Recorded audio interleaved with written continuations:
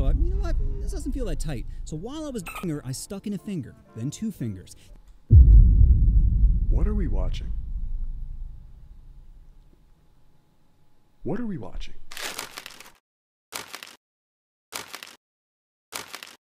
And we got How Crazy Was Your Ex by Offending Everyone. Let's see what bullshit he's going to be talking about in this one. Key in my car, breaking and entering, eating my sandwich. These are just some of the crazy things my ex did. So here's a story about the wildest person I've ever been with, named Angie. It was my 3rd year. If Offending Everyone, of all people, calls you the wildest person, you have to be fucking crazy, bro. This nigga... Because this nigga is not cut from a normal cloth, bro. He's a strange guy. So for him to acknowledge you being weird, you got to be on some fuck shit, bro. I'm not going to lie to you. College, and I was heading to the woods to smoke when I see a woman hysterically crying. I was like, hey girl, you look like you're having a rough go of it. You want to smoke some sticky icky? She hesitates at first and says, sure. So we begin walking to the woods, and all I could think about was how easy it'd be to kidnap her. She had no idea who I was, and now we're walking somewhere where no one would hear her scream. Talk about rookie mistake. But lucky for her, I had morals. And no rope. Anyway. Yo. She introduced herself. Hey, I'm Angie. Pleasure to meet you, Angie. I'm Steve Storms. You're lying. Nope, that's my real name. That's crazy, because I have a thunderstorm tattoo in the back of my neck. Here, push my hair aside and you'll see. So I stand behind her, palm her hair, and immediately get aroused. Johnson's like, whoa. What the f... Alright, bruh. Are we doing this right now? Relax, this is step 1. What was that? Oh, a lovely tattoo. Anyway, we get to the woods, we're laughing, having a good time when I say, so what got you all hot and bothered? Well, I just broke up with my boyfriend. Johnson's like, you got into a relationship right after? Ugh. Shit. This guy is so relatable. He went into a forest with a woman, thought about tying her up, and didn't tie her up because he didn't have rope. What are you talking about? What do you mean by that? What do you mean by that? What are you talking about? Don't worry about it? All right, bro. game on. I said, Someone said, bro, it's my first time watching you here, and we watching videos of eggplants. Relax. oh, that's terrible to hear. All while barely making eye contact. She was wearing a low-cut shirt, and it was cold outside. A little hard to make eye contact, you know? Plus, drugs were impacting my decision-making. Sober me is respectful me. High me is fun bags pretty. So after our smoke session, I spit some game and get her number. Now, I had planned on giving her some time to recover, as she just went through a rough breakup, but after a few days of texting, my Johnson's like, put it in! So I invite her back to my place for a movie. She agrees, and for the first 20 minutes, things are going well, until she brings up her RA. Talk about how hot he is. RA? What does RA mean? And how sometimes she sneak into his room and hide under his covers. Needless to say, this was a huge turnoff. RA? What the fuck? RA? Recent resident assistant? Nah. Resident advisor? Nah. Have you ever smoked before, Yo-Yo? Nope. I have never smoked and I have never drank. RA? Recent ass clapper? I don't... Racial asset. Okay. My Johnson was like a deflated balloon. Party over. So once the movie was done, I asked her to leave. The next day, she goes back to flirt texting me, but I wasn't having it. I'm like, girl, why are you writing this to me? Shouldn't you be sending this to your RA? She goes, no. The fuck does RA mean? No, it's not like that. We're just friends. I'm like, yeah. Oh, like someone at work. Someone at work. Oh, wait, so y'all were actually serious? Nigga, I thought she was talking about her ex. I didn't know she was talking about like a coworker, resident assistant. Oh, I'm tripping. My fault. Okay. Then my Johnson's like, psst, psst, remember those nips? I'm like, damn, Jim Dog, you make a compelling argument. Nah, I ain't gonna lie. I'm a red flag. I got a new girlfriend a week after kicking out my 3-year-long ex. To be fair, it was my birthday week and my new girl brought me some good gifts. Hey man, you better hope she's the one, because if y'all, the thing I learned about getting into a relationship right after one like fucks up, if that situationship that you are in after your relationship falls through, you're gonna be healing over 2 women. You're not over your ex, you just put it on pause because you're distracted by the other girl. So like, I hope y'all are locked in, bro, because that shit gonna hurt if y'all break up, bro. I'm not gonna lie. Well, I guess I could give her another chance. So I invite her over again for another movie, but this time my roommates aren't leaving. They're like, we gave you the room the other day and you... Yo-Yo, get a throat goat neck tattoo. All right, bro. Drop the ball. I'm like, that's a valid point. Whatever. We'll just all watch it together. 10 minutes. I've never seen this nigga draw a white guy. Either this guy's white or Asian. And if he's... Oh, wait, y'all can't see it. I've never seen him draw like a regular white guy. This is... Something about this is unsettling, bro. In and she starts texting me. This movie's boring. Wish we were doing something more interesting. Winky face. So after pondering for a moment, I said out loud, hey Ange, you wanna go in my room? Sure. Then 2 quick high fives to my roommates later, and we're doing the dirty. And this chick was wild. Moaning, contorting her body, whispering in my ear, you're so big. Ah, it was magical. Afterwards, I'd even smoked cigarettes and somehow had one in my mouth. I'm like, damn girl, that was some good fucking. Anyway, Angie came over again a few days after, and a few days after that, then she started coming over every day. Best part was, she every day. Afterwards. Ah, it was the dream. This nigga. No commitments. What more could a college student want? But what I neglected to realize was how lazy it'd make me. You see, when a guy's hunting for kitty, he's on his A game. Freshly trimmed, looking sharp, and smelling like a burrito. That shit's real as fuck.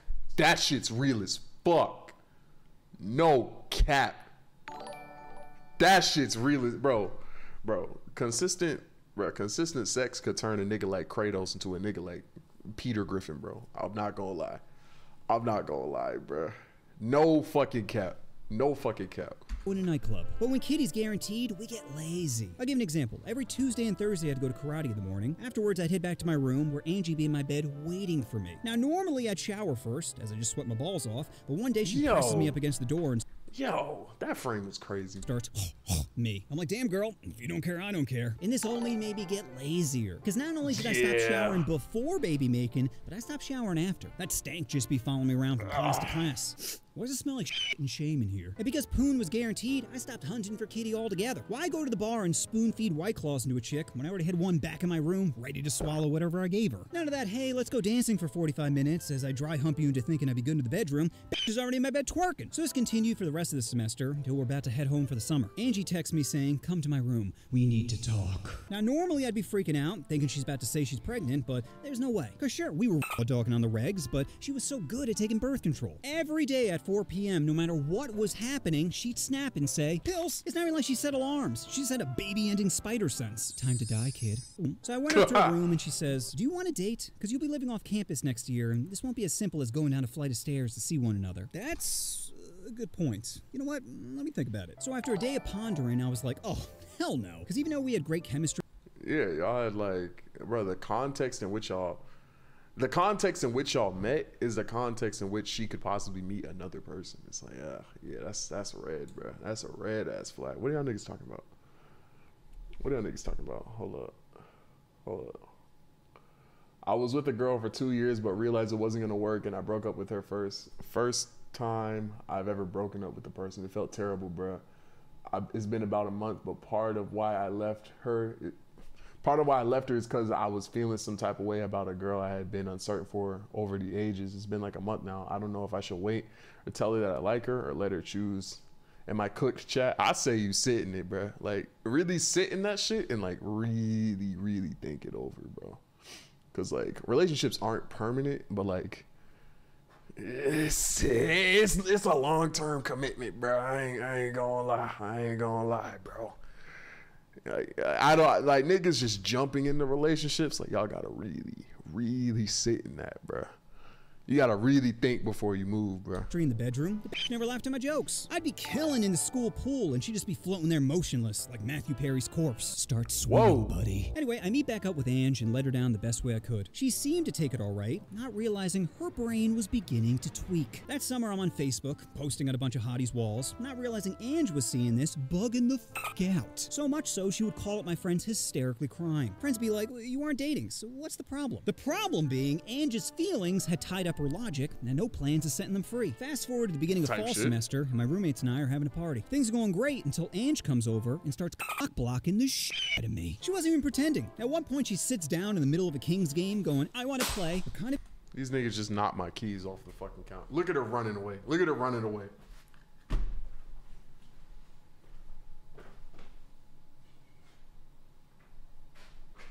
Lock the fuck in. She trying to steal your car? Live in the middle of whatever. Here's some cards. So I go back to macking on the chick next to me when Ange says, I have to go to the bathroom. Ladies, come with me. Keep in mind, she doesn't know any of the women there. So they all pile in the bathroom, and I'm looking at the guys going, this isn't good. A few minutes later, they come out, and surprise, surprise, none of them want to play anymore. I'm like, Ange. Damn! Clean your damn couch, bruh. It's just laundry, bro. Niggas can't. I'm gonna fold it at the end of the day. Come on now. Ange, what did you say to them? She goes, nothing. I'm like, all right, that's it, bitch. Get the f out. She starts to cry, pretending she's the victim, but I could care less. I knew with her around, I was never getting laid. So I said, get out of here. A few days later, I'm walking to a bar when I see one of my friends across the street. I'm like, Adrian. He looks at me and keeps walking. But my drunk ass is like, well, maybe he didn't recognize me. So I run over and I'm like, hey, homie. Adrian was being real apprehensive. And I'm like, what's wrong, man? Did I say something horrible? If I did, I'm sorry. Nah, I thought you were angry at me. Why would I be angry at you? Well, Ange said, that but even though we hashed things out, I was still super pissed. Because if Ange is telling this guy I don't want to speak to him, then she's probably doing it to others. Now I'm missing out on connections and experiences because some bitch is lying about me? Oh, I was heated. So drunk me thought, what is the meanest thing I could do right now? I could call her some basic insult like punt or bore, but I'm crafty and I could do better than that. Then it hit me. You see, the last time we were and I thought, you know what, this doesn't feel that tight. So while I was her, I stuck in a finger, then 2 fingers. What are we watching? What are we watching? See, I be feeling bad about telling certain stories. Like, there's some stories I still would not tell because, like, I feel like they're too TMI. Watching shit like this, I might fuck around and tell some stories that I didn't originally want to tell, bro. Because this is crazy. Then I stuck my whole hand. What are we watching, bro? Now, granted, my hand was curled, but that's still a lot of digits to cram in a...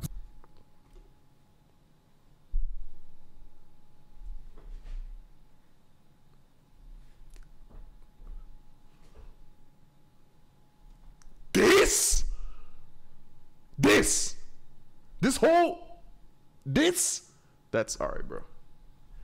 Yo. Clam. And that's when I came up with the greatest nickname ever, Whole Hand Ange. Oh, it's the chef's kiss of insults. So that's fire. That shit is fire. I can't text Angie that her new nickname around campus is Whole Hand Ange. Needless to say, she did not take it very well and text back literal death threats. It's really brightened up my day, you know? The next day I get a text from a number I don't recognize, and it turns out it's Ange's sister. She goes on this huge rant of, you have no idea who you're messing with, and I'll ruin your life for disrespecting my sister. Yeah, I ain't gonna lie, bro. That's a one-way ticket to getting some false allegations, bro. You are wilding right now. I can't even... Oh, make sure my cat's not getting into the thing. That's a one-way ticket into false allegations, bro.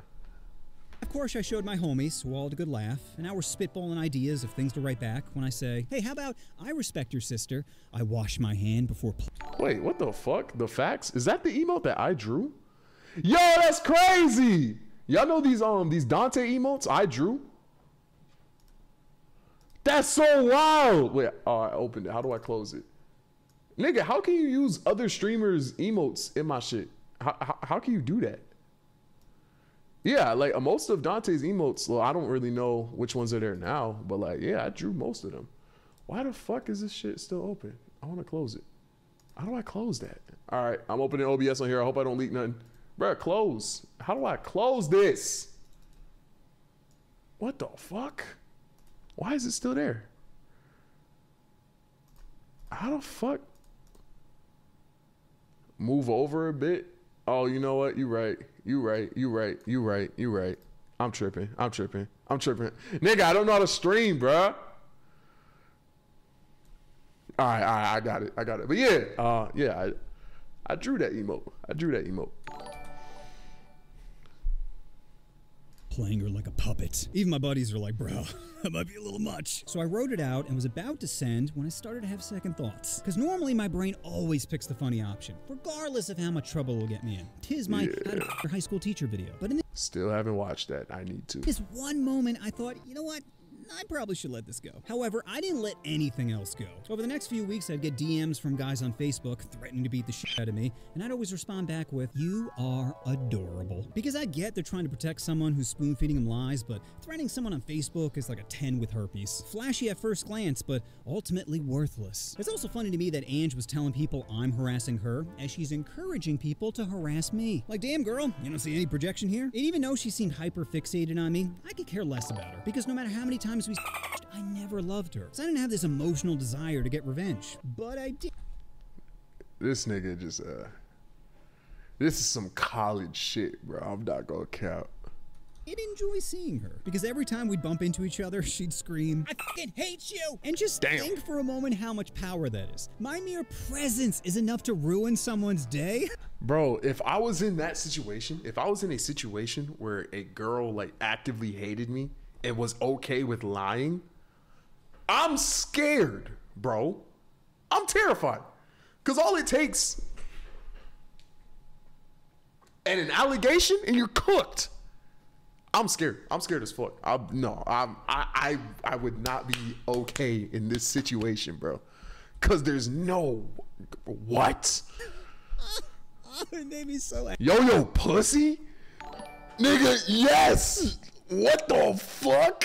Yes! What are you talking about? Happy. But this only added to Angie's insanity, and in December, I get a phone call from Campus PD telling me to come down to the station. Obviously, I'm really nervous, because 95% of the time when a girl says a guy's harassing her, she's right. But luckily, the cops were very reasonable. A woman named Angie is claiming you're harassing her. Now, we've heard her side of the story. We'd like to hear yours. So the first thing I told him is we used to have in the regs. Wait a minute. You used to have a romantic relationship? Yeah, why do you think all this is happening? The cop just rolls his eyes and says, Continue. Then I showed him all the threatening texts and messages I got. Oh, he got receipts. He got receipts. He got receipts. Okay. By the end of it, the officer was completely on my side. However, because police were called on a student, I also had to go speak to the director of student affairs. And this bitch was the polar opposite. Before I said anything, she just starts listing threats. Harassment of students will not be tolerated, and you could be expelled for After minutes of listening to this chick rant, I said, "So, you've only heard one side of a story and immediately came to a conclusion? Huh, I didn't realize an accusation was a conviction. Maybe you should take some of my criminal justice classes and see how gathering evidence is important when it comes to a potential crime." Needless to say, Don't matter. You're cooked. she was pissed, but I just sat there arms crossed like, I know you got nothing, bitch. Fast forward to Valentine's Day, and I'm dating this lovely girl named Rachel. We're both walking on campus holding hands when we bump into Angie, who goes ballistic, screaming, fuck you, you piece of shit." My girl starts chewing her out, saying, "He doesn't want your stinky cooter anymore, you flat-faced bitch." I'm laughing, dragging the girl away, saying it's not worth it. Just ignore her. The next day, I get another call from campus police. Damn!